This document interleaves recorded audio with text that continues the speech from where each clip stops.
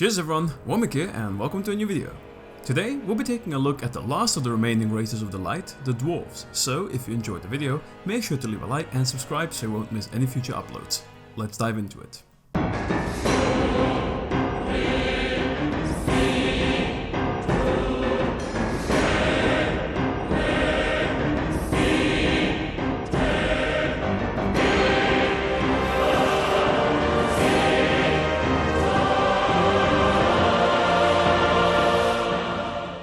Much like the humans and the elves, which we've covered in previous videos, the dwarves originated from the Shapers. To be more precise, the one out of the three groups of Shapers that hid in the Grimwalk Mountains 40,000 years ago. The reason why they turned out so differently from the humans is because, while the humans hid away in surface caves, the dwarves went down. They started digging deeper and deeper into the mountain, and with it, they developed a new lifestyle. They realized that their new purpose should be mining and crafting, something they became very good at during those times. In fact, the dwarves today are widely recognized as the best overall blacksmiths, builders and craftsmen on Io, even by the dark races. As they were digging deeper into the mountains while the dragons ruled the skies, they forged their new courage and incredible willpower. They started to worship Nidhalv as their main deity, but also the demigod Bjarn, the blacksmith of the Guardians who had his forge deep below the earth.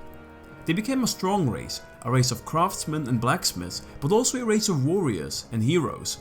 Legend has it that there wasn't a single war on Fiora that didn't bring forth new dwarven heroes. Now, all the mining the dwarves did come with a slight cost. Thousands of years of traversing the underground tunnels shortened their stature quite a bit, which now makes them the shortest of all the major races. It also had an impact on their magic capabilities. Unlike the humans and the elves who kept a decent amount of it when they regressed from the Shapers, the dwarves handle it rather poorly. Some of them do excel at stone shaping magic, which helps them with building and mining, and a few priests among them are capable of using their powerful lungs to produce war cries that strengthen and mend their allies, but that's more or less the extent of it. This is not to say that all dwarves are incapable of learning other forms of magic. It's been shown that some can use simple fire magic, for example, but as a race overall, the dwarves don't put too much focus on it. Much like the elves, the dwarves are an old race and they have a very long lifespan, although not quite as long as the one of the elves.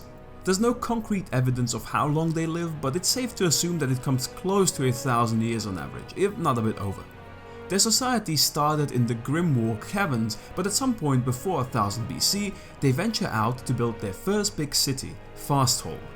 When they decided to visit Windwall opposite of them around 1000 BC, which is also when they found the humans, they constructed the city of Windholm on the slopes of the mountains, which is to this day one of the most well-constructed cities of Io.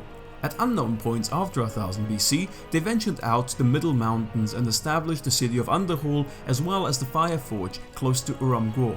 These dwarves were once allied with the humans of the High Mark, like the elves of Dunmora, but this bond extended to the Shai Khan of the Westguard after the events of SpellForce 2 Shadow Wars, which took place at 19 AC.